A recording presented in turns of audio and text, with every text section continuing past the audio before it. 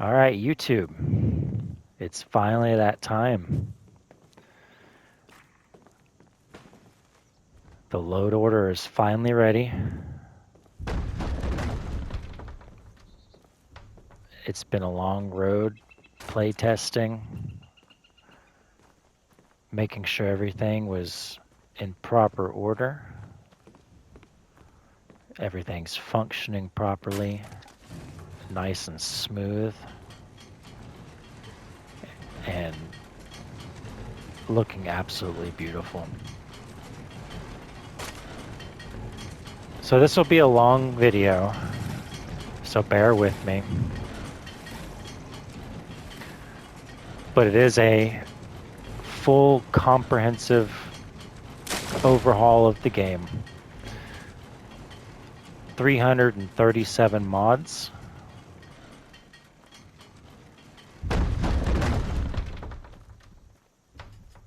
So what I'll do is I want to go over the entire list, mod by mod, and kind of give an explanation for each one, explain what it does, if it needs to be explained, of course. Some of them are just self-explanatory.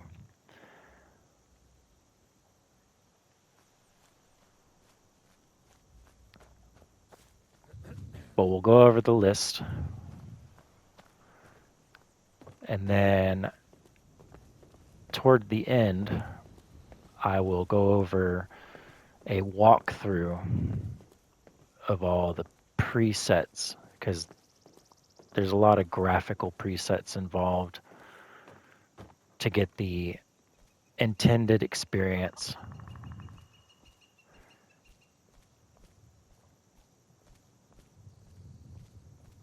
But it turned out absolutely beautiful, I think. And I think y'all will like it. So let's get into it. All those ones downloaded, you can work down 9, 8, 7, and so forth, and then under 1 megabyte. It might take you some working around to get it all in, but it's doable as long as you do it from largest to smallest. Also, download a handful at a time, and then restart your game offline and do all your organization offline. The PlayStation, when it has this many mods, the mod menu cannot handle the list of it.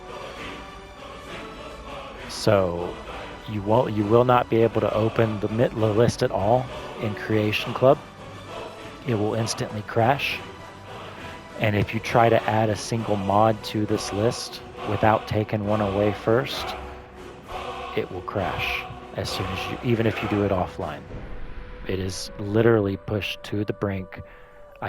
There is no more mods that can be added to this list. This is the maximum number of mods that you can possibly put on the PlayStation 5 at least.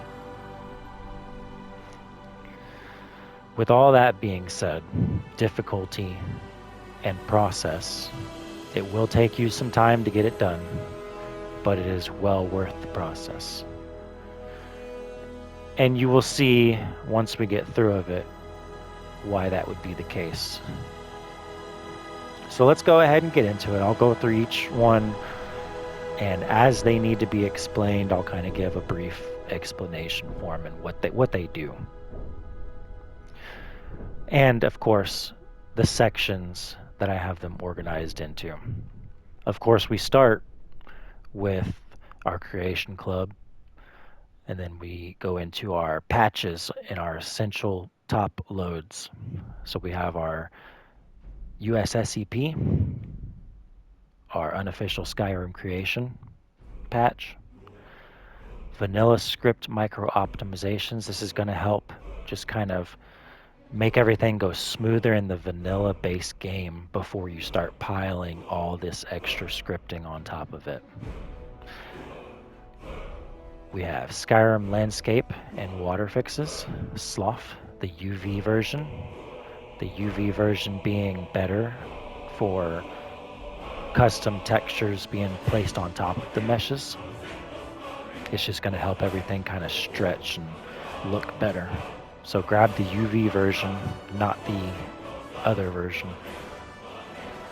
We have light sources patch, and then we have nav meshed fixes. This is going to help with the vanilla base game nav meshes. There's a lot of just base game fixes involved with this list before we even start getting into everything else. Simple workaround framework. This is going to be your mod menu.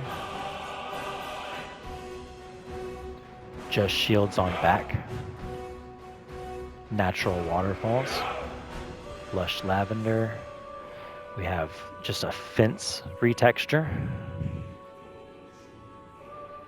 Satchel and knapsack. So the reason we have something like this is I personally like to lower my carrying capacity down to a base 100 pounds to start, because I like it to be challenging and I like it to be realistic.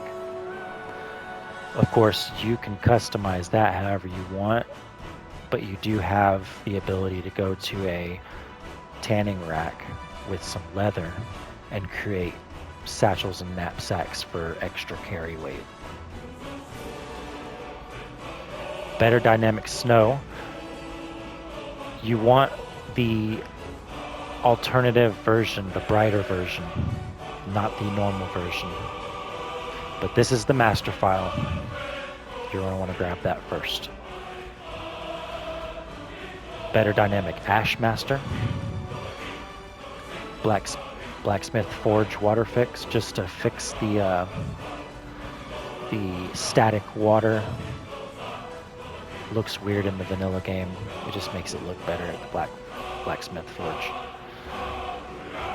Alright, so we get into our first paid mods. These are just dungeons. You can choose to take these if you want, or you can leave them out and use the 3 spots for something else that you may want to add that you have the space for. But there's not really a lot of space to work with anyway. But it's a backdoor to the past series. 1, 2, 3. It basically just adds a bunch of alien ruins into Skyrim. Ravenbane Scriptorium. This is a behavioral script mod. So it's just gonna kind of tweak the behavior of NPCs in the vanilla game before we start stacking other stuff on top of it. Shut Up is going to stop NPCs from interrupting you while you're in things like combat or stuff like that. Savvy Merchants is going to lay a foundation for our economy. Better Animals. This is going to improve the behavior of the animals in the world. Actually, more noticeable than I thought it would be. Dad's Tweaks. So this is going to be kind of like, if you know what Haste is, this is a similar mod to Haste. It's just a general all-around tweak of many different scripts and other mechanics within the game. Some of them small, some of them major. But I've been liking it. I really like Suddenly Dad's mods. We have our Sloth Patches Anniversary and USSEP, and then Navigator. Hearthfire display case fix. So when you buy your Hearthfire homes, instead of having to manually place your weapons in the display cases, this will allow you to just equip it like a weapon rack and click on it and it'll put the weapon in there as it's supposed to. Just a quality of life fix. Dawnguard guard voice acting fix. This is just to fix some of the voice acting consistency with the Dawnguard. Serana fixes, self-explanatory really.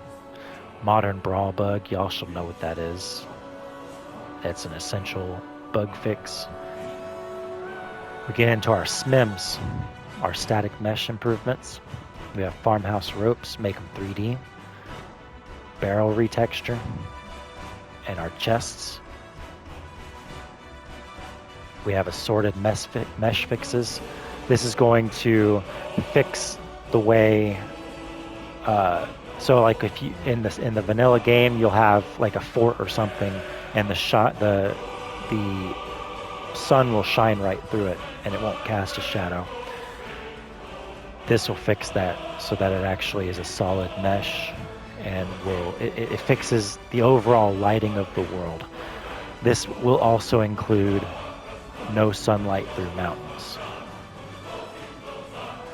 At least I'm pretty sure this one does. Fixed mesh lighting. This is going to improve the way surfaces react to light. And then resource pack fixes, similar to the fixed mesh lighting, but for the resource pack stuff that they added in with the last whatever update it was. FYX all-in-one. This is just going to help with certain mesh shapes, making them 3D. Windhelm entrance. That'll fix the asymmetry of the Windhelm entrance. And mesh replacer for smelter, just to make it look better. Volcanic tundra heat wave. This will make the mist, the steam that comes off of the geysers in the volcanic tundra, look more 3D, better effects. We get into our Radiant Quest editions. So we have Radiant, Added Repeatable, Honest Work, SirAndrewtheGood, mod author. I'm pretty sure both of these come from him. Missives, and then the bigger trigger box. So plenty of extra Radiant quests that you can receive from inns or jarls or their what do you call them, their people. And then the missives board for delivery quests. I like to use those because I do play on Legendary, and it's a good way to get out into the world and earn some early gold and level up before you really start trying to fight tough stuff. We get into our base major overhauls. Tamrielic Balance is the biggest comprehensive overhaul. This is going to add things like cost to movement, stamina cost. So even running, jumping, swimming, things like that will cost stamina. It also affects stuff like the economy, weapon and armor balance. But the main thing we're using it for is, one, the stamina cost for movement, and two, to make the weight of items more realistic. We're also using, you'll see later down, the Imperial Measurements patch, and that'll make everything register in Imperial pounds rather than whatever the base game uses. More of an immersive thing. Aetherius, just our race overhaul. Classic starting skills. This is to make the starting skills more like Oblivion. Mysticism, y'all know what that is. Summer Mist for enchantments. Thaumaturgy, this is going to make your spells more powerful. Fire, frost, lightning, very dangerous. You don't want to just head check a mage. You have to actually play strategically against mages. They're very tough. Especially, you'll see later on, we have open encounter zones.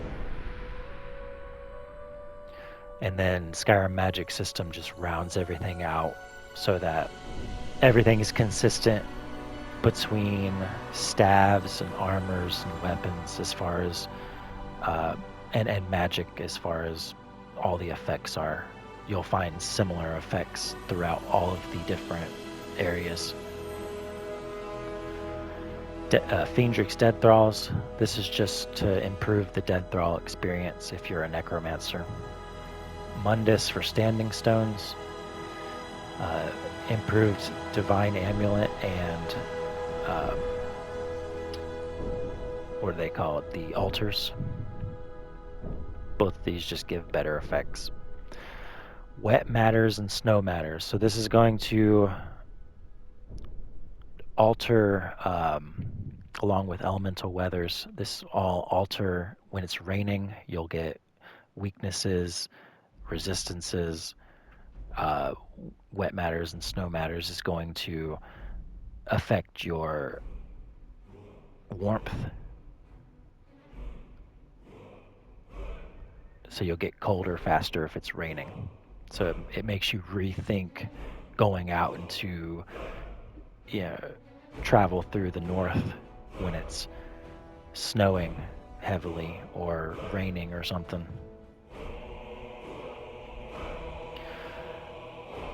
We're getting into our leveling.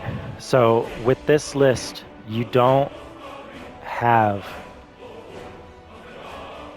when you level up, normally you get to pick from magicka, stamina, or health to add 10 to whichever one you want. We disable that with hardcore level up bonus. And the way that you actually gain your stats is through exhaustion and exercise. So exhaustion is going to, as you play and as you deplete your resources, you will slowly lose resources, and the regeneration will slow down over time.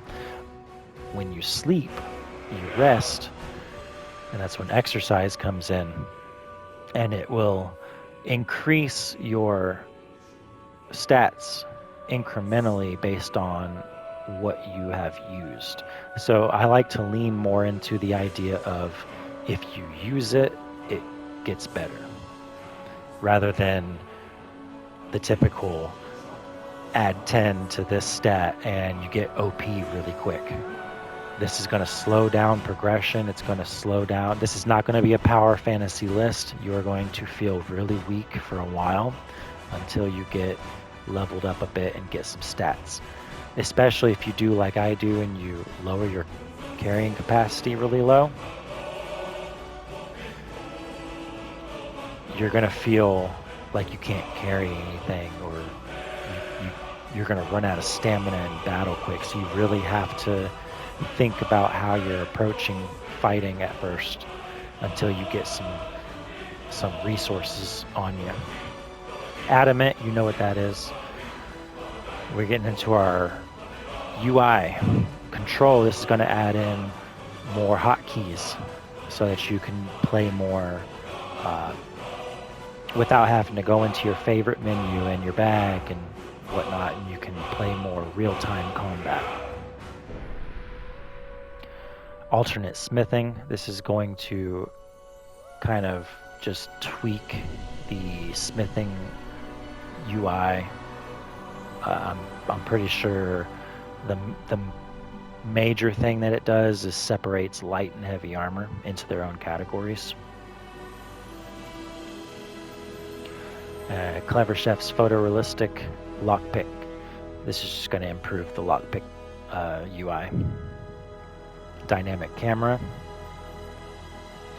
FOV changer. So the first thing you're going to do after you get all your presets set up and whatnot is you're going to go to a cooking station and you're going to craft 3 potions.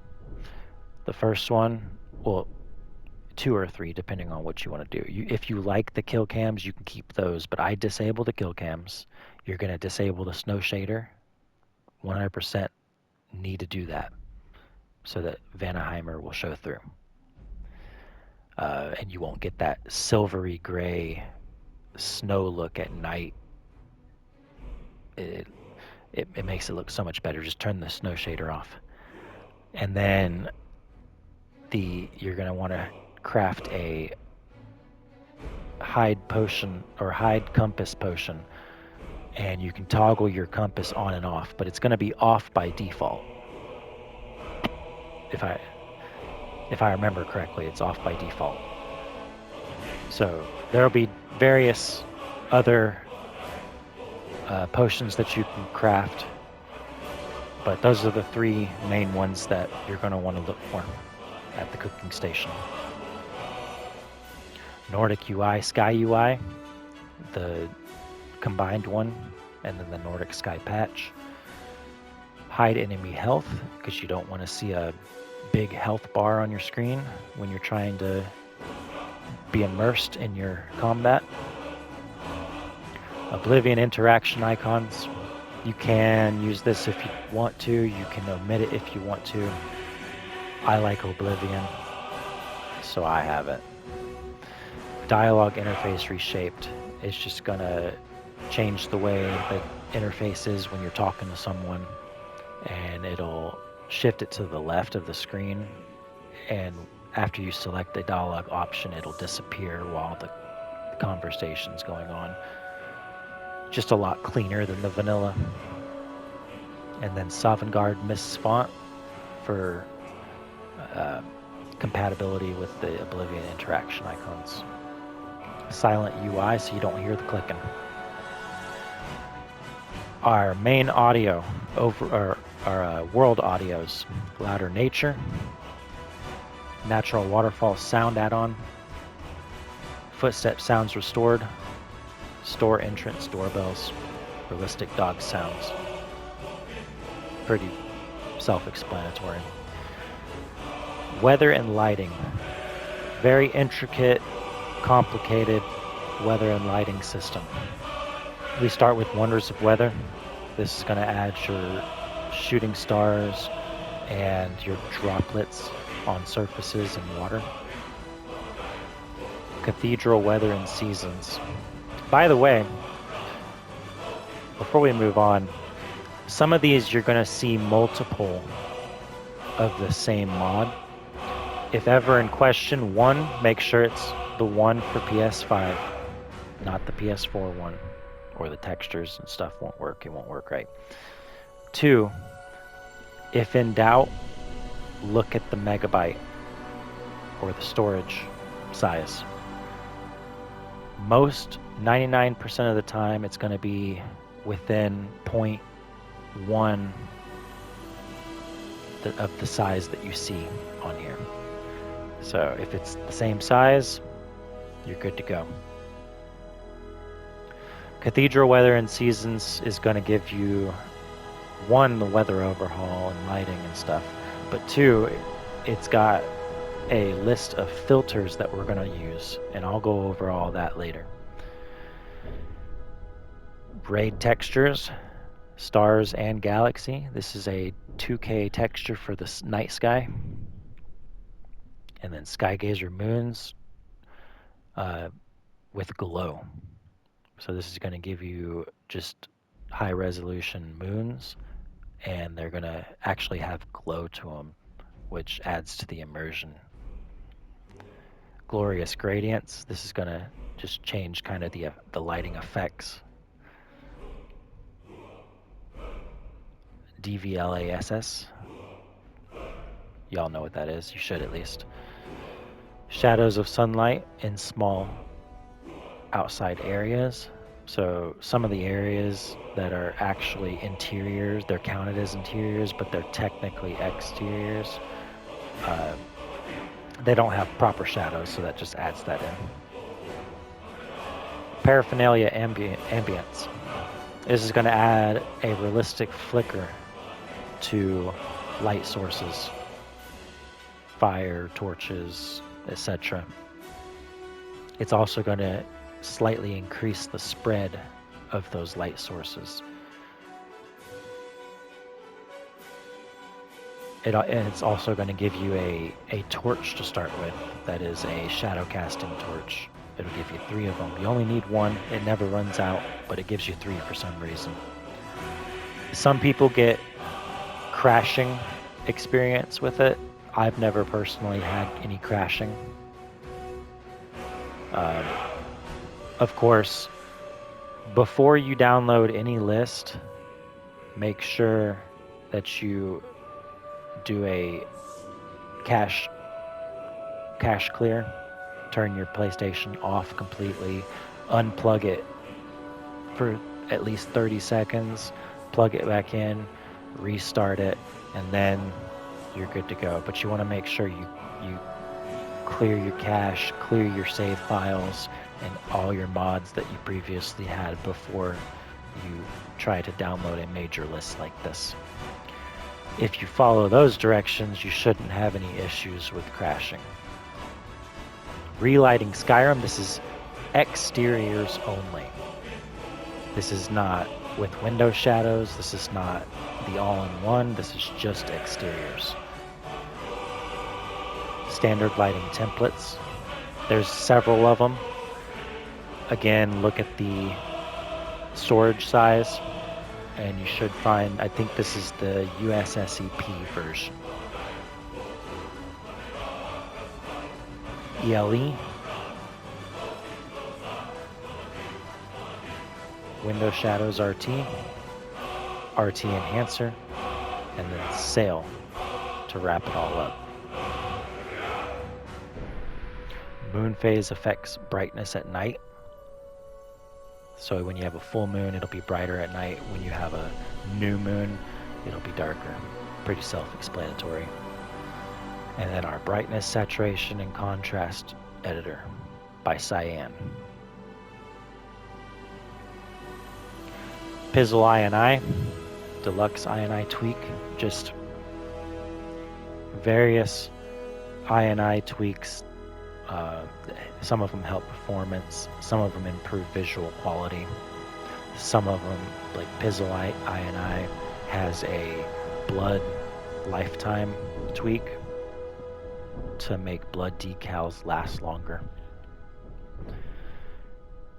Landscapes and roads. We have really blended roads for other mods. Enhanced rocks and mountains. Vanaheimer dirt. Vanaheimer mountains. Snow. Ice. Tundra. Field grass. Pine forest. Reach. Fall forest. Marsh. River and coast. Volcanic. Dragonborn. The only one we don't have is Dawnguard. Can't fit it. And then Rocky Mossy Roads upgrade. Moss shaders restored. Our Better Dynamic Snow alt version. Make sure you grab the alt version. Our Vanaheimer Snow shader. Better Dynamic Ash. Enhanced Rocks and Mountains for interiors. And then our Mines and Caves. Fuscher's High Poly Pebbles. Northern Grass Reimagined. Getting into our foliage now. Origins of Forest 1K. No Gracias. This is the standard No Gracias. Landscape fixes for grass mods. Sloth Patch for landscape fixes. Landscape fixes and Ghosts of the Tribunal patch. Grass fixes for Creation Club. Complementary grass fixes. So lots of, you're not going to have overwhelmed towns or roads or pathways. It's going to be nice, and you're going to have a good coverage of foliage, but you're not going to have overwhelmed roads. we have a lot of control for the grass. And disable snow grass, because who wants to see grass clip through snow?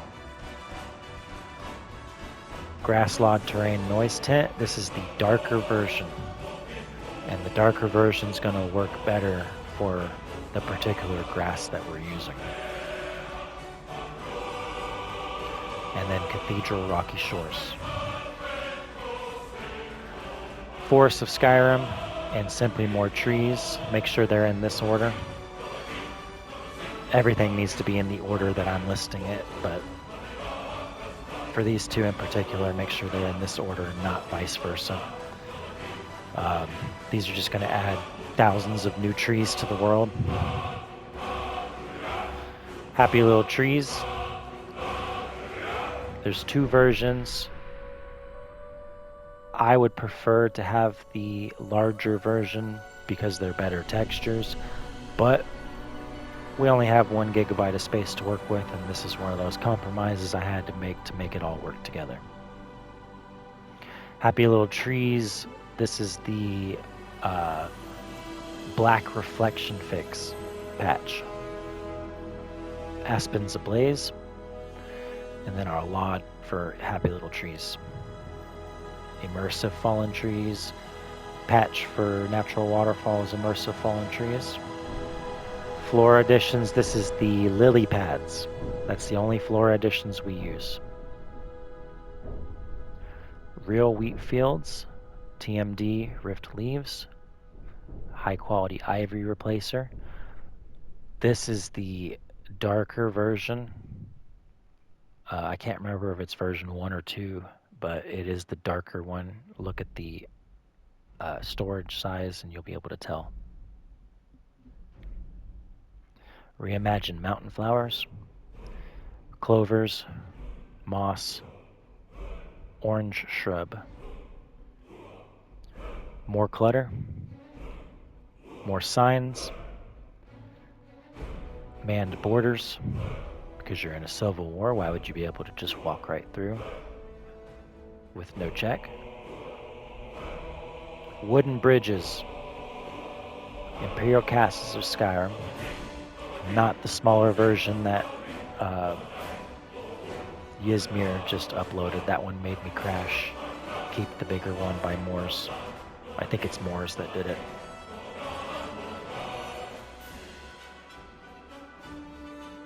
Vanilla Plus City Entrances. An abstract Whiterun. This is the entrance area to Dragon's Reach. It's not like the gates or anything. It's just the entrance at the lower pools. Basically just adds like a nice wall just to kind of give it a updated look. Whiterun Circle Trellis removal. Ivy Gates of Riverwood, closed and guarded. This is just gonna, all the borders are gonna have guards there, so they're not just random guardless borders that are just there to block you. It gives a reason for you not to be able to go past, really. Kind of just an immersion thing. The only Rins we use is Bleak Falls because of nav mesh issues and spawn issues. And Bleak Falls just adds some nice clutter to Bleak Falls Barrow and makes the battle into the ruin a little bit more difficult because there's a few more NPCs there. But all the other Rins kind of cause issues with extra encounters and stuff. So that's the only one we use. Retextured road signs. This is the weathered version. Joy of Ships. Tomatoes Nature Walls.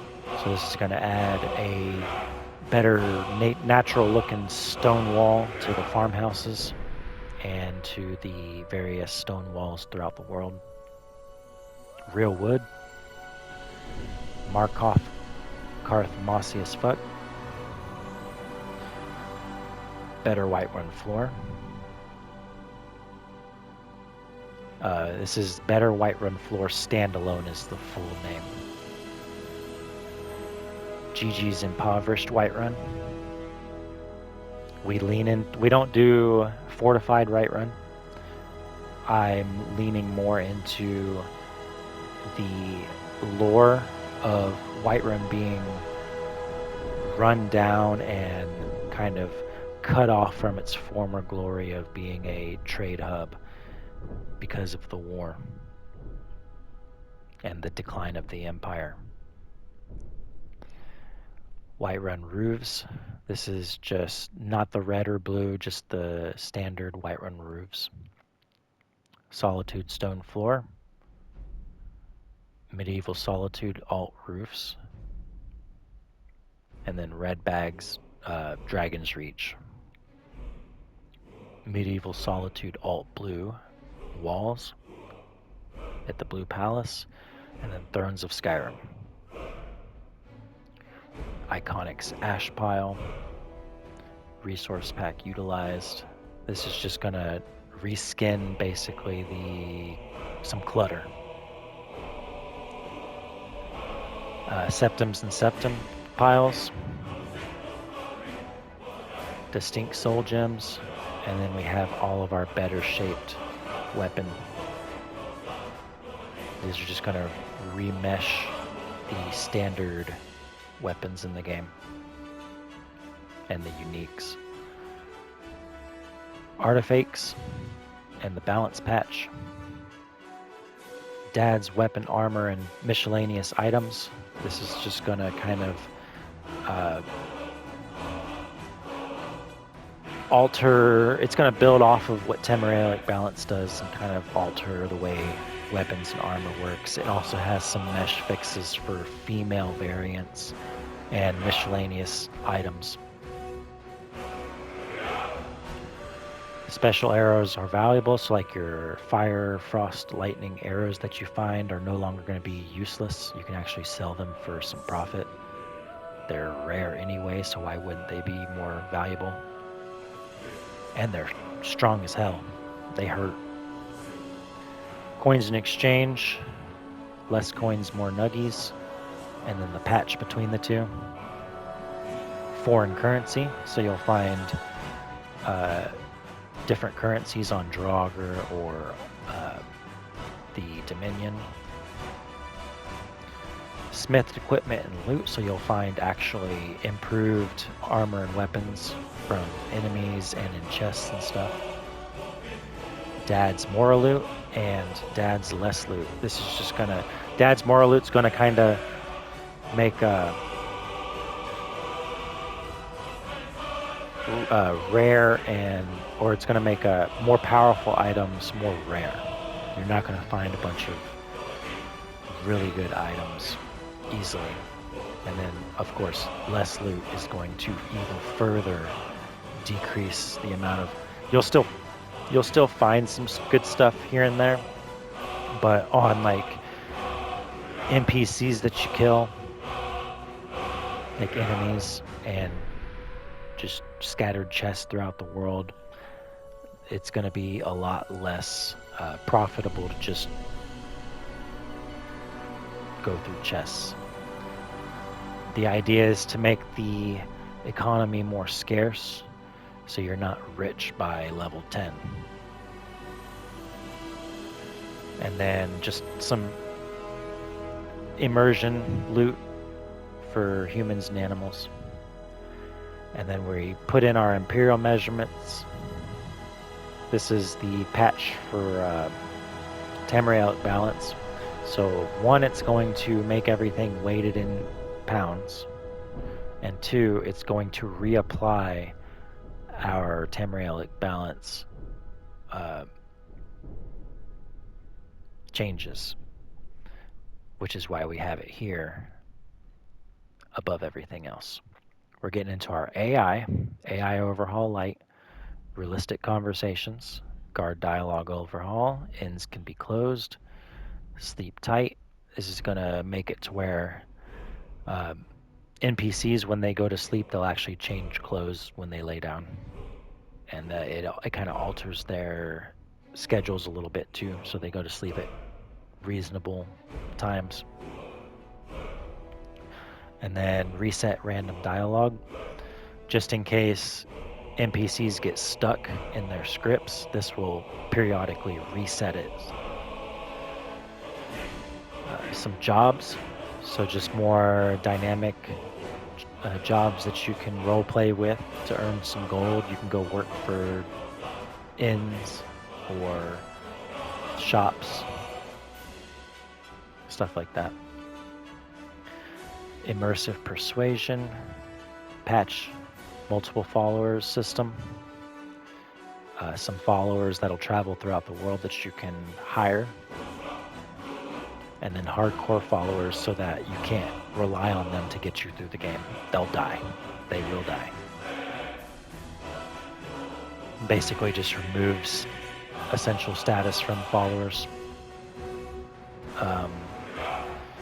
Some followers that are like main followers, I think like Lydia, people like that, you'll still have to kill them yourself for them to die, but this will at least make it to where any of the mercenaries that you find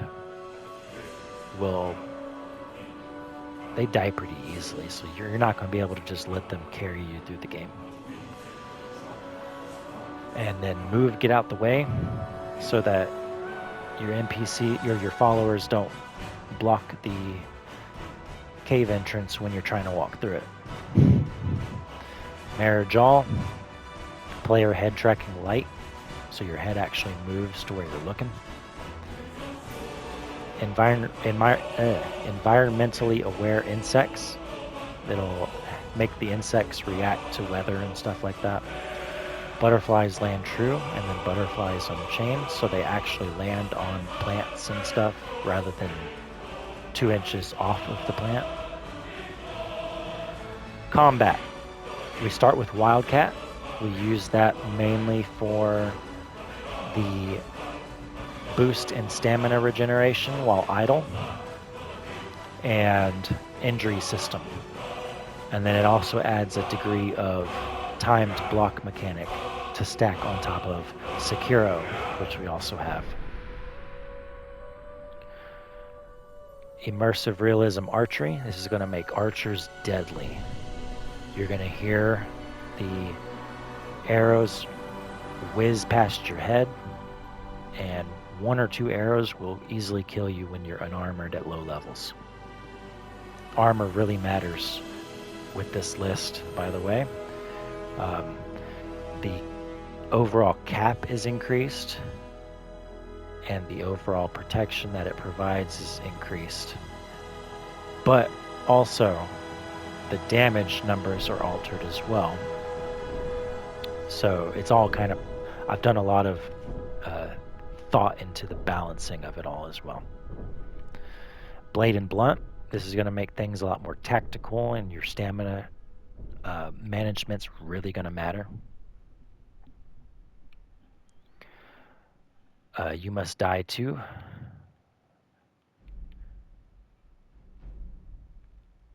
There was a reason I added this in here, but I can't remember it off the top of my head. I'd have to read through it again. But there was a particular mechanic that it added in that I decided to add it in for. Fair stagger. If you get staggered, you're going to die. You have to really use your footwork, use your blocks. You can't just go in swinging. This is going to make, this whole combat list is going to make everything so much more tactical. Ultimate knockdown system, so adding in with fair stagger, enemies can knock you down. So you have to be able to block, you have to be able to dodge. We do have later on ultimate dodge mod as well.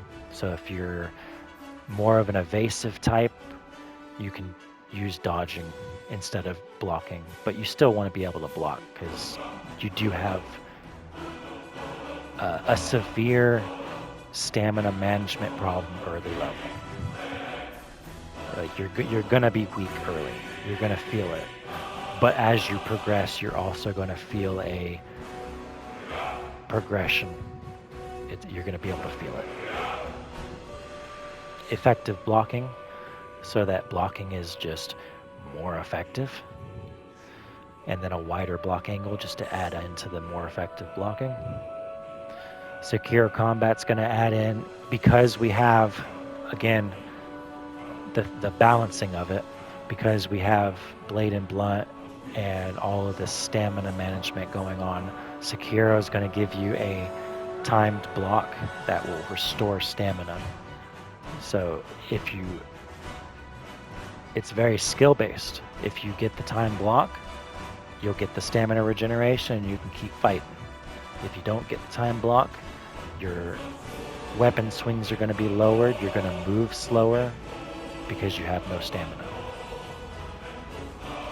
And then legendary damage just. This is going to take legendary difficulty and make it less spongy.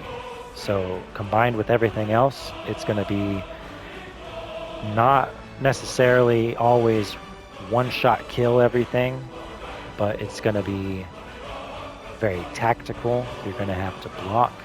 You're going to have to think about your armor. And if you mess up and you miss a block, you're going to take a lot of damage. But you're also going to do a lot of damage too. And then know your enemy. This is going to give enemies their own resistances and weaknesses. And then our armor rebalance redux. So this is just going to make armor all around more effective. Immersive movement. Realistic combat AI. Realistic enemies. This is going to affect how enemies maneuver. And then realistic AI detection medium. So you're not just going to be able to run away and hide. They will look for you. But also, if this will make your environment more of a factor. So if you're in a dark area and you're wearing light armor or just clothing, that will affect the enemy's ability to detect you. And also, if you're a sneaky type and you level up your sneak, obviously you'll get better sneak, but your sneak skill itself will be a lesser factor than vanilla. This is another paid mod. Ragnarok, it's going to do things like give you variations in enemy sizes, so you can run across larger wolves or bears or miscellaneous enemies. It's going to give variation of power levels. It's going to give them different spells and gear, and it's going to allow them to do things like drink potions. Again, it's paid. It's not expensive, but you can choose to omit it if you don't want to pay for it. You're just going to lose those extra mechanics, and it's going to make the game all around easier. Hakuran, again, just to make various enemies harder. And this is the difficulty patch to make it even harder. This game's meant to kick your ass, this list. Lawless, add variation in different bandit types. And then skeletons, so you're not just going to run across skeletons that are just bare skeletons. Some of them will have armor, some of them will have robes, yada yada. It's just mostly visual. Silver hand improvements. Better and realistic dragon physics, basically. It's going to make where dragons will actually stun you. And this will tweak kind of their hit radiuses just to make things a little bit they're better performing as far as the dragons go between these two. Our encounters, we have birds and flocks just to add more immersion in the world. So like the birds and flocks that like the bats that'll fly out in Bleak Falls Barrow, or the birds that fly out as you cross the bridge from Riverwood going to Whiterun. There'll be more of that in the world. Extended encounters, the SWF version. This will allow you to use the simple workaround framework to alter, if you choose to, different aspects of it. But this is just going to build on vanilla and add more encounters to the world, so you'll get like more Civil War patrols, or run into more thieves and enemies. Respawnable mercenary, this is just going to be more mercenaries traveling throughout the world, because why would you be the only person kind of traveling around going through dungeons and stuff? You can hire them as well, so this will add on to your multiple follower system. Crowded streets, you can alter this in the simple workaround framework as well. This is the light version, of course, just to add a little bit more life to cities and towns and inns. It works pretty well, the light version at least. I haven't used the full version, but I've had no crashes with this one. It works pretty well for what it is.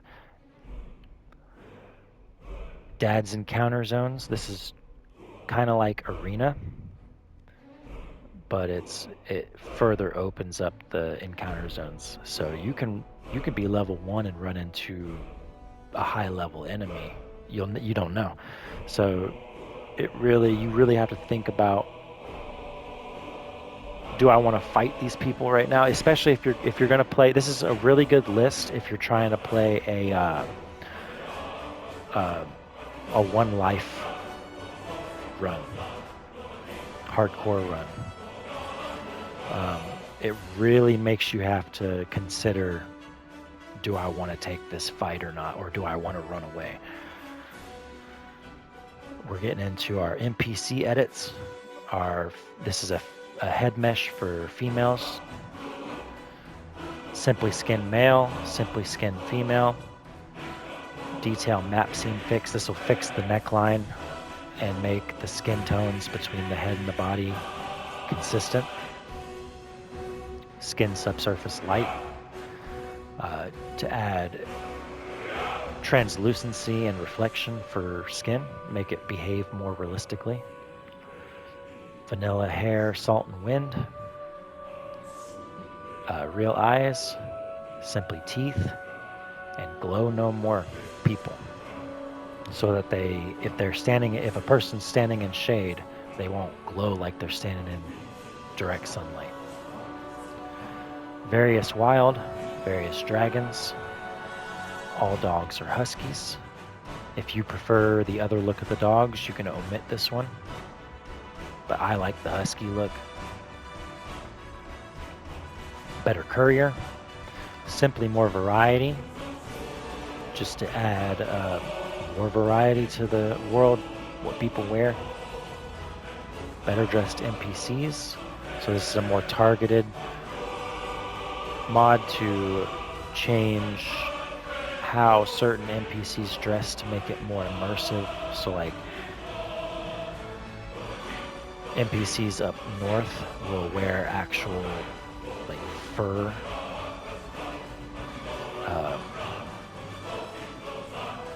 More wealthy NPCs will wear more wealthy looking clothing, and so on and so forth. Amulets of the 9 Divines. This will put more amulets throughout the world, so more NPCs will wear amulets. And this is more of an immersion mesh fix for Dark Brotherhood. When you go find the Assassin of Old, it should be an actual... I'm pretty sure this changes it from a solid fleshed person to a skeleton, so it actually looks like something that's been dead for a while. a weird oversight in the vanilla game, just fixing it to make Dark Brotherhood more immersive. This is a skeleton for females. And then our main skeleton to add ragdoll physics. Racial body morphs redux, and then the racial body morphs patch. This is just the standard version.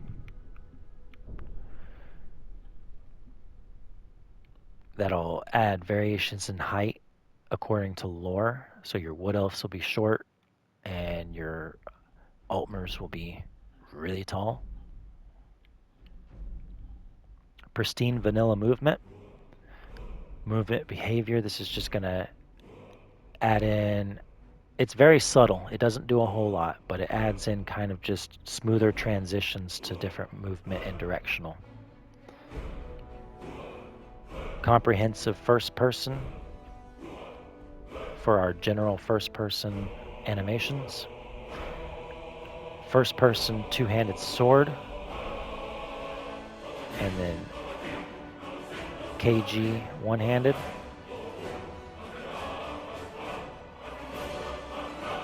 KG animations two-handed. And the reason we do this is because comprehensive first person makes the shield take up a lot of the screen. So adding in one-handed KG animations changes the way you hold your weapons, and it also gets rid of the annoying idle animation that comprehensive first person has. Our first person two-handed sword, we use that because with comprehensive first person, the two-handed weapon, when you power attack, it flips the sword and grabs the blade and smacks the enemy with the handguard. It's ugly and it makes no sense, so this makes the animation for a power attack for two-handed sword much better. And then our general two-handed weapon animation as well. It has to be in this order or you won't see it properly. If you put KG above the first person two-handed, it will overwrite KG and you'll only see the first person two-handed, and the KG two-handed animations are better overall. It's just the one animation that first person two-handed sword is used for. Okay. We're getting into our spell animations.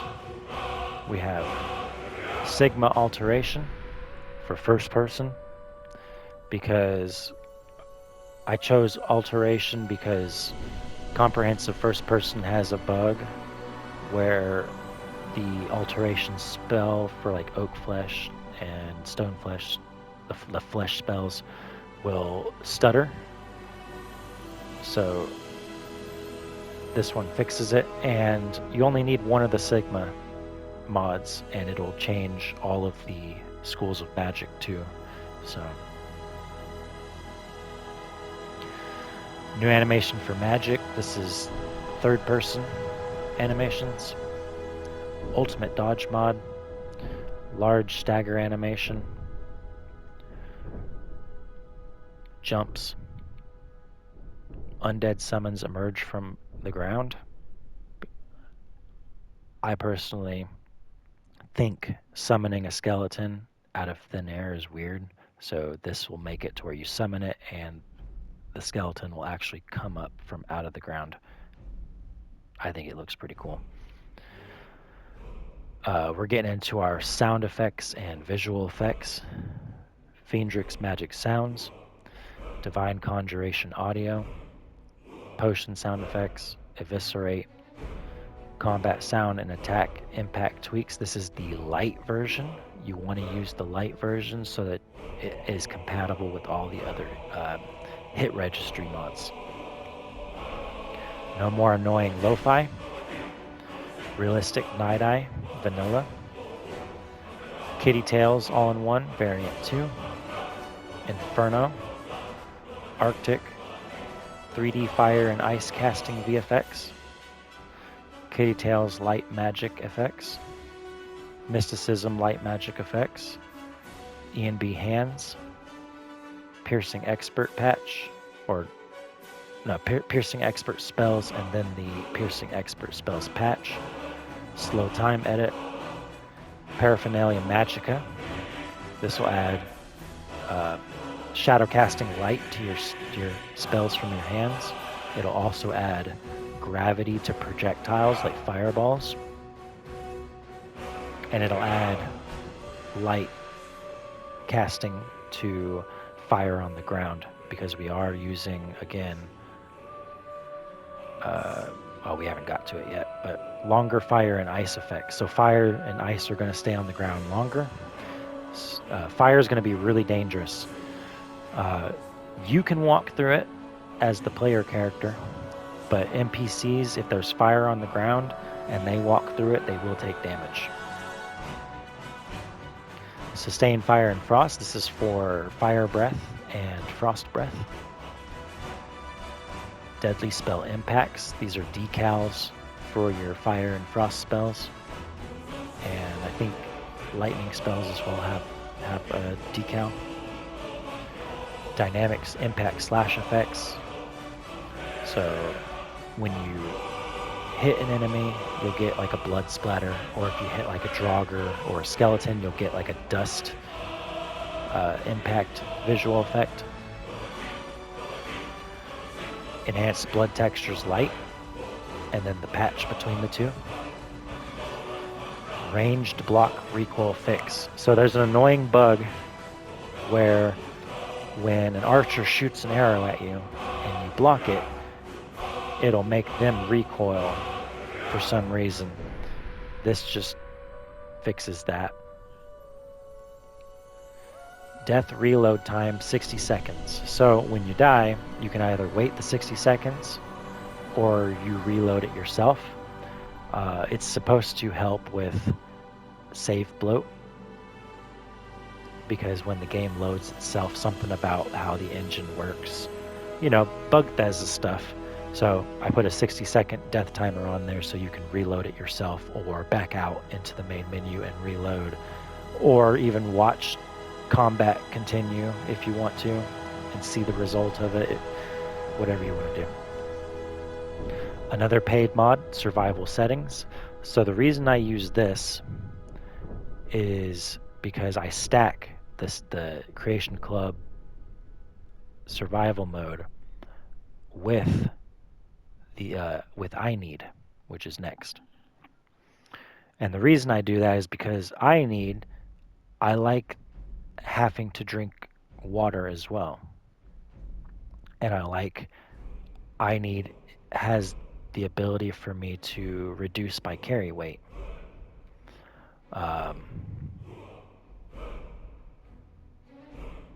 And it helps to remove, there's a setting in I Need to remove food from interiors and containers. So just various different settings within I Need that I prefer I Need over the base game survival.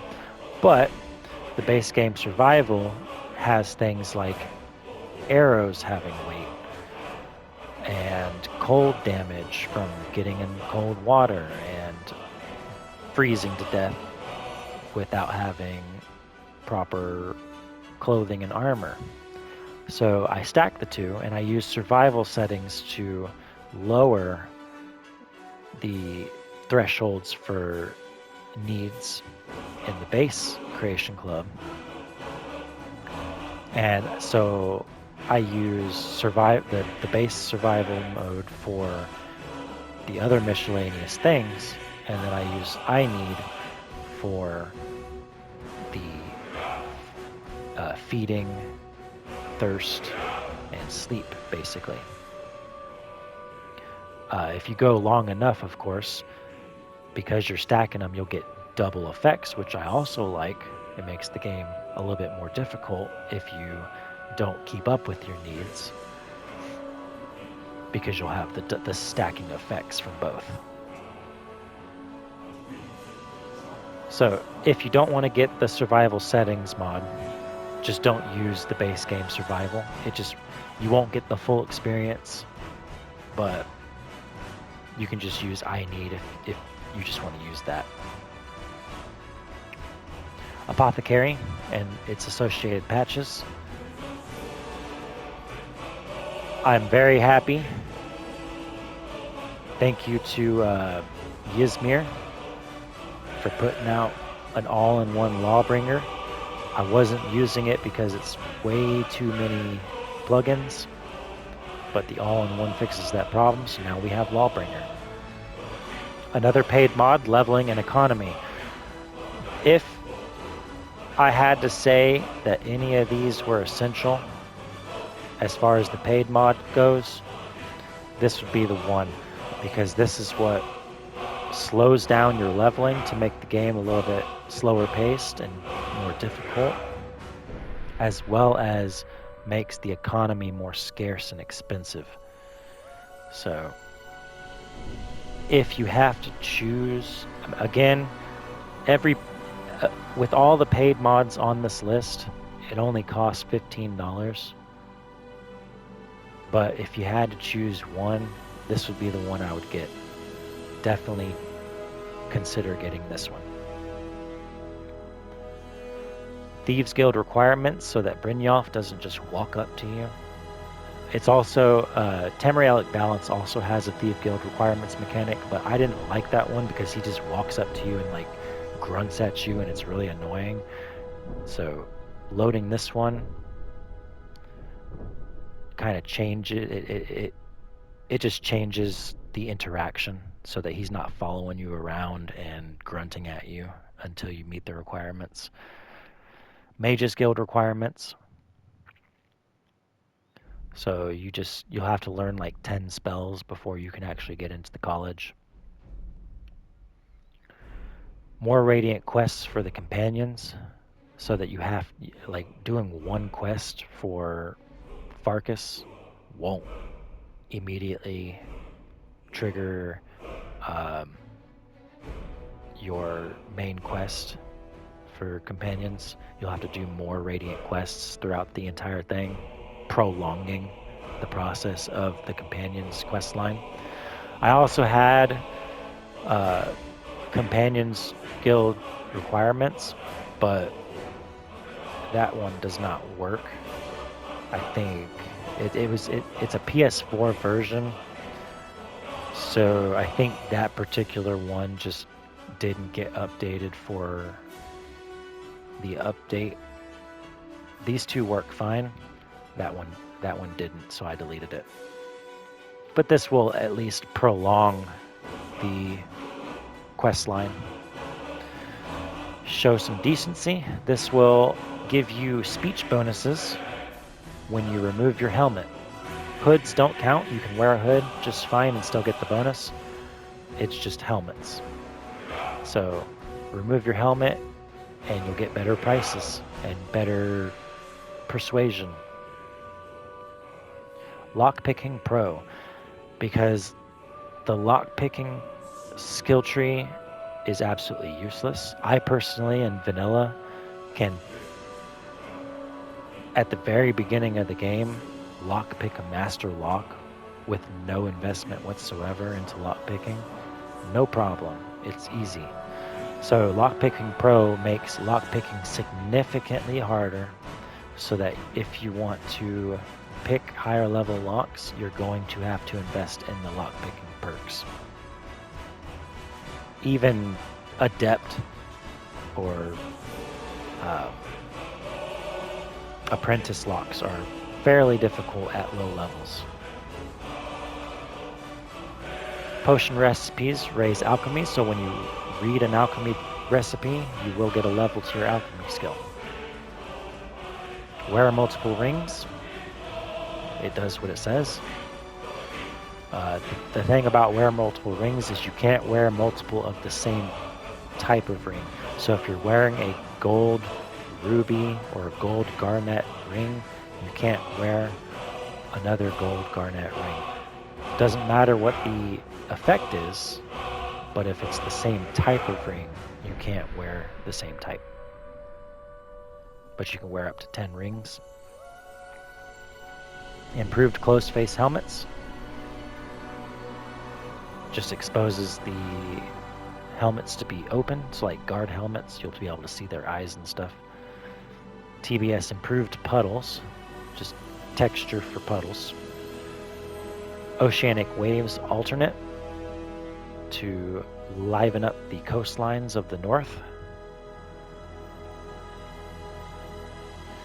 Simplicity of sea. This is the 1K version. You don't need 2K. You don't need a 2K texture for water. 1K will do just fine. Water effects brightness and reflection fix. So this is just gonna make the water react to light just better. It just looks better. TMD Epic Waterfalls. And then the Natural Waterfalls TMD Epic Waterfalls patch. So you'll get just all around better looking waterfalls. They'll be more realistic looking, high poly. Natural waterfalls will break them up into so they don't have that solid just sheet of water falling down like vanilla does. And then epic waterfalls make them more 3D looking, and the foam in the water will actually look like rapids. So it'll make it wider, and when you're looking at a fast moving river, you'll actually be looking at something that is believable to be rapids. Stronger ambient occlusion, just to make your shadows deeper, your creases and your stones deeper. All around just makes the texture details pop more. Remove ugly shrubs and thickets. Guard torch remover, so that our lighting system is more stable and you don't get popping, flickering. Particle patch remove. This is just to remove the fake glow around fire. So with our other fire mods, fire effects mods, fires look really good. Zombie idle voice remover, because who wants to hear groaning and stuff behind you? No radial blur. This just increases performance. For example, when you're doing, what is it? The Imperial, the Civil War quest line, when you go to get the crown, there's a word wall in there that sometimes in vanilla will bug out and you can't actually get it because the radial blur will prevent it from working properly. So removing the radial blur makes sure stuff like that doesn't happen, and it makes sure you don't crash as well during events like that or during combat or something. No load door NPC fade, just to make NPCs walking through instances look better. And then our alternate start mod. This mod list has been tested with vanilla start. I haven't had any issues starting with vanilla. So if you prefer to start with the vanilla start going through Helgen, I have confirmed that everything works properly. You shouldn't have any issues doing that. Skyrim Unbound, though, I will show you. Like I said, this will be a long video. This will give you the ability to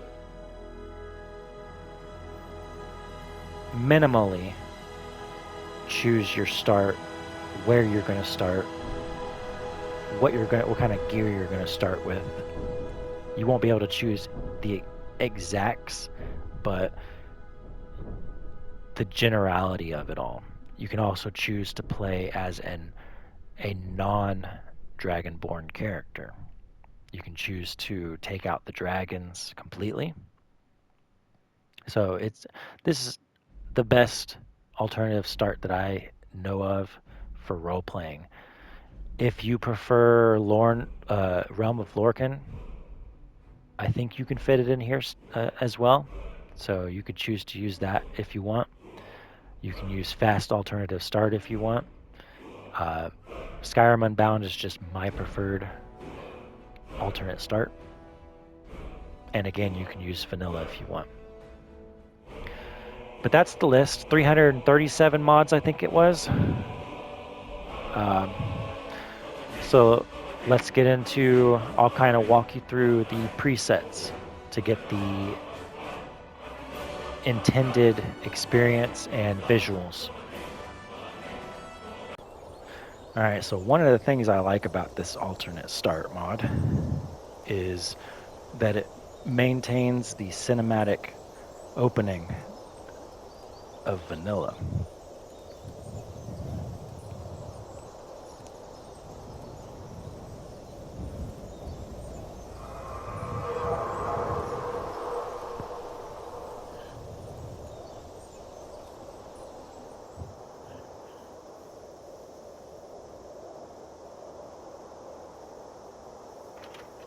So you can choose to completely randomize if you want, but we're gonna do custom for the sake of this. And we're gonna go as, if you wanna do as hardcore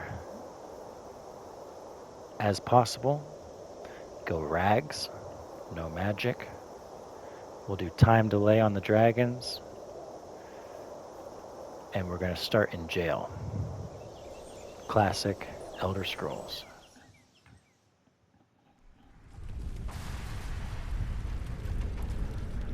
We'll skip through this.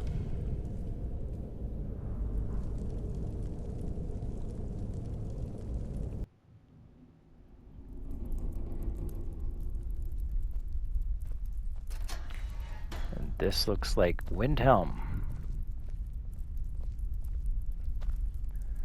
Okay, so first thing we'll do is we'll serve our time.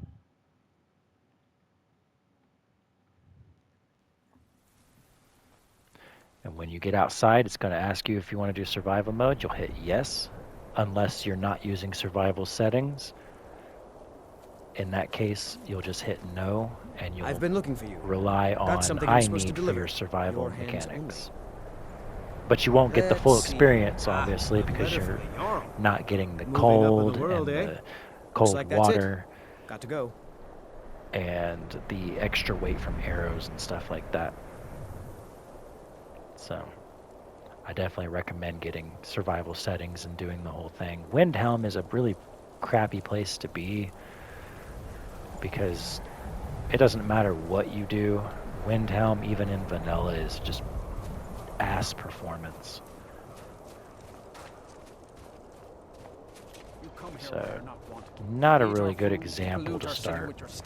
And you refuse to help the Stormcloaks. We haven't taken a seat. But as soon as you get out this gate,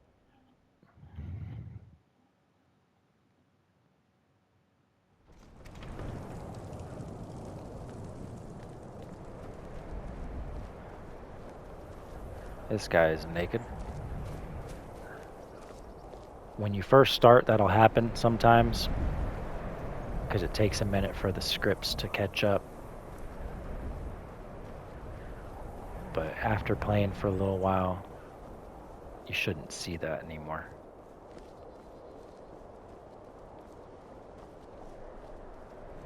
So we're gonna go in here. Oh, it's locked. Okay, so instead of doing that, we'll go ahead and get into our settings. First thing you're gonna do is go to brightness, saturation, contrast changer. Brightness 1.16. Saturation 1.16. Contrast. Contrast we do 1.375.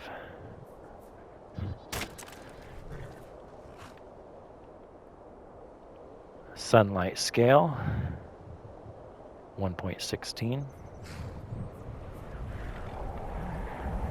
Sky, 0.075.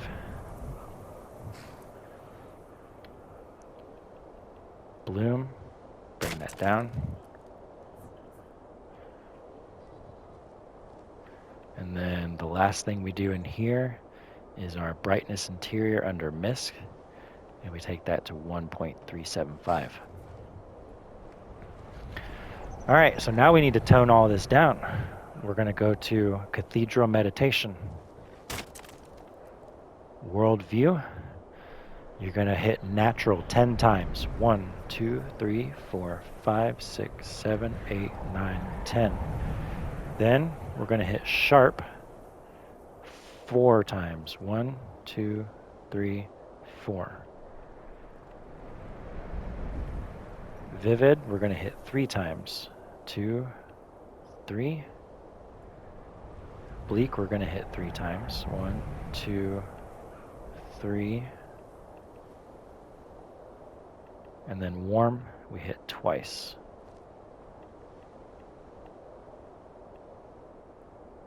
Seasonal perspective, turn seasonal variation on. Nocturnal sight, enlighten. Interior, we're going to do clear. And then climate normal. Just a quick correction here in regards to the Cathedral Meditation. In World View, I hit bleak 4 times, not 3. So you're going to hit natural 10 times, sharp 4 times, vivid 3 times, bleak 4 times, and then warm 2 times. And that'll give you the proper look. Some time at the forge, I promise you. You need to keep watching me. Okay.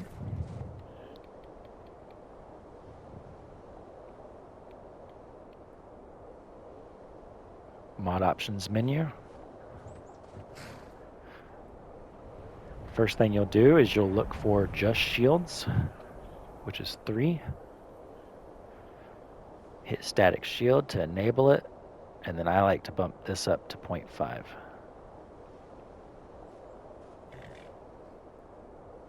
Go back into our menu. You'll see crowded streets on 4. So you'll probably want to go in at some point and do crowded streets, but you can alter that however you want. Reason being is some of the NPCs, like peasants, will spawn too much, and you'll just see the same face everywhere. So I like to take everything down a little bit so that it's not spawning too many of the same looking NPCs. But we're going to go into our simple workaround framework, graphic options, general. We're going to take our contrast and bring that down to -10. We're going to bring our brightness up to 5. And then we're going to bring our saturation up to 5. RGB, we're going to add 2 red, 6 green, and then 6 blue.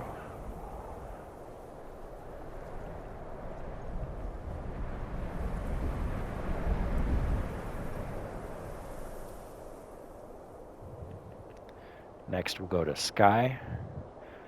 Our sunlight scale is going to be 15,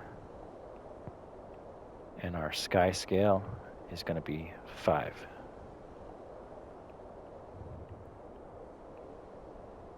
Next, we're going to go to our INI settings. You're going to hit General, disable geared up. This is going to display your favorited weapons. Go to grass, minimum grass size. We take this all the way up to 80. Reason being is we have very thick grass mods, and we want to be able to see our landscape textures, and the grass mods that I have blend very well with Vanaheimer textures. So you want to see those landscape textures in between the grass. And this is also going to boost performance greatly. Next, we're going to bump our minimum or our max grass textures, grass types per texture up to 15, because we want to see maximum textures. And our grass cell radius, just hit that up to 4. That's just going to be the radius around you that grass spawns in. We don't touch the winds. You can play with it if you want, but it affects performance, so I don't mess with it. I just keep the vanilla. Next, we go to LOD. Our skin trees. We're going to take up, what do I put it at? 125. So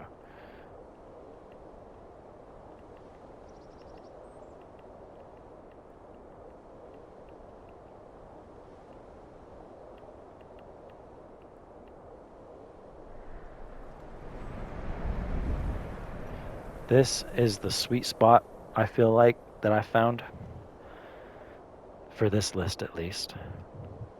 So you get good draw distance with the skin trees without impacting performance too much. But with the overall tree load distance, we bring that all the way up. Oh.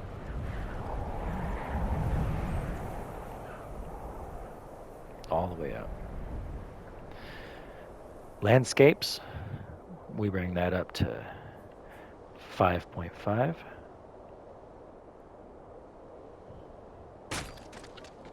And then our fade out objects, we also bring up to 5.5. I don't mess with items or actors. Those are covered by the INI tweaks that I use, so I don't mess with them. Camera. You can choose to keep the vanity camera and customize it however you want. I personally choose to turn off the vanity camera because I don't want the idle to turn into a spinning camera. I want it to just stay where I have it. So in order to disable, not once, but hit it twice until it says, where it says disable auto vanity mode, make sure it says enabled. Next, go to display. I take my field of view to 95. Anything higher than that and you start getting a stretch on the edges that gives you kind of a fish lens type of look, 95 is my sweet spot. And then I turn this off because it's that red blur around the screen when you get low health. I don't like seeing that. All right. So we have nice white snow. This will look even better when we are able to get in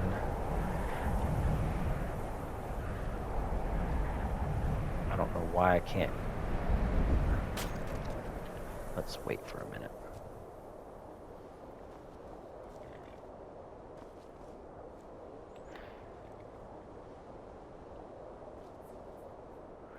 It's locked. But anyway, what you'll do is you'll go in, you'll find the nearest cooking pot, you'll craft the disable snow shader, turn off the snow shader, that'll disable the vanilla snow shader so that the Vanaheimer can show through. It's gonna just make this look so much better. Okay.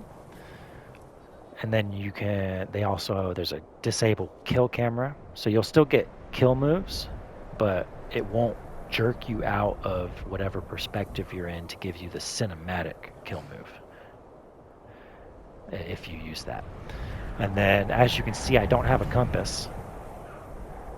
So there's also a potion you can craft. You can craft either the hide compass or the display compass, show compass, whatever it is. Either one works just fine, and then that will remain in your inventory, and you can toggle it on and off whenever you want.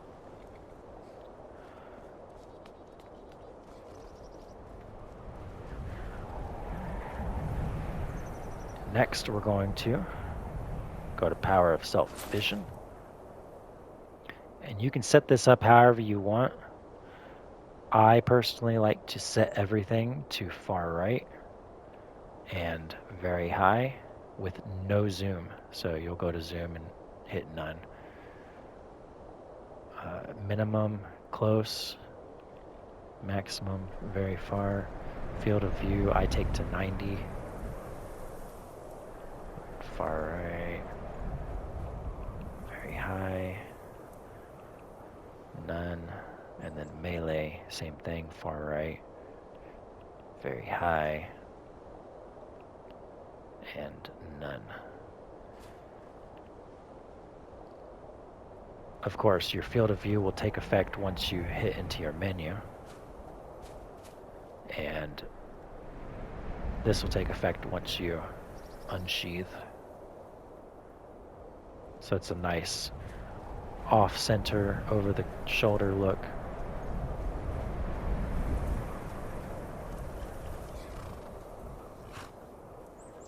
I kind of wish I didn't start in RAG so I had some money to travel somewhere else. But I'm going to run down here real quick to the volcanic tundra. If the snow is too bright for you, you can tone down the sky scale or the sunlight scale. I like mine to look realistic, and frankly, this is what snow looks like. It's bright, it's reflective, it's blinding during the day with direct sunlight. Here you can see the waves a little bit. You'll only see the waves really on the northern coastlines.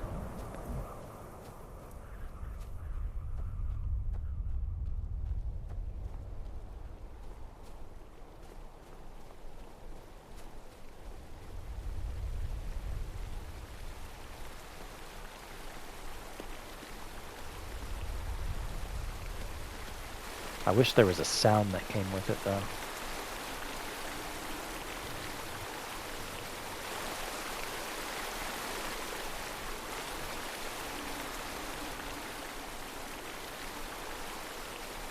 Alright, so next, you're going to want to go to the ultimate dodge configuration. And then we'll also touch on our I need. So in ultimate dodge, you're going to go to General Settings and switch to Sneak Style 2. The reason being is if you're on Sneak Style 1 and you're in combat, like with Sneak Style 2, I can stop moving and sneak. But if you're on Sneak Style 1, you can't sneak while you're with your weapon unsheathed. So you want to switch that, it's just better. Next, we're going to go into dodge style. I like to do sidestep only, but you can do whatever you want here. I just like the sidestep, and I don't like watching other NPCs rolling around all over the place. Now before we go into our I need,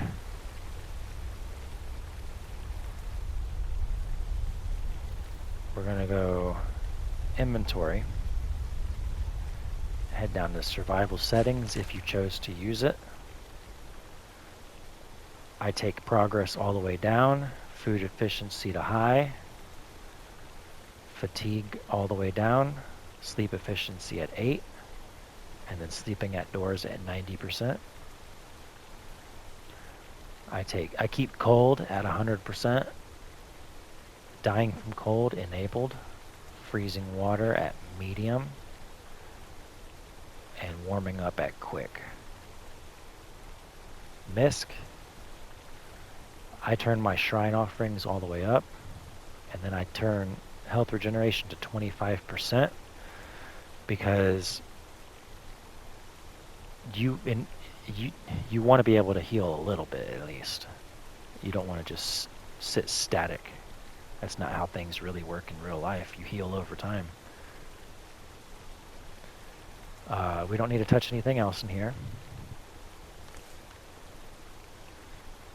So you see I start with 150 carry weight. So what I do next is I go into I need.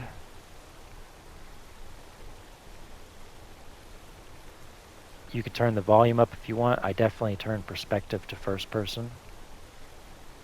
I usually turn all the volumes up to 7, but we're not going to worry about that right now. Rates I usually keep the same, but you can alter that as you see fit. Difficulty I usually remove from interiors and I leave the containers. Alcohol dehydrates on, death on, and then I reduce carry weight by 50. Keynote, with simplicity of C, I need cannot register to fill a water skin in the rivers, in the waterways. So until I need gets a simplicity of C patch, it won't work. The only way to get water is to go to an inn and pay for it, which is 5 gold to fill all your water skins. Or some NPCs will give you water for free if you ask, but you won't be able to fill it up in the rivers and whatnot. You can choose to display your water skin if you want. I turn cannibalism on just to have the option. And this is meant to be played on time scale 10. So turn it down to 10.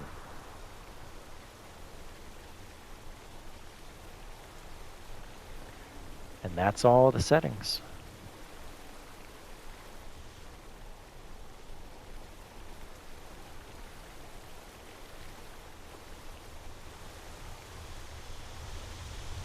So I hope y'all enjoy it. Feel free to leave a comment, leave feedback. I'm more than happy to help with any troubleshooting or to help walk you through the process if you have any issues. I know not everybody is a seasoned modder. So if you all have questions, leave a comment. Feel free to ask, and I will answer to the best of my ability. And other than that, enjoy.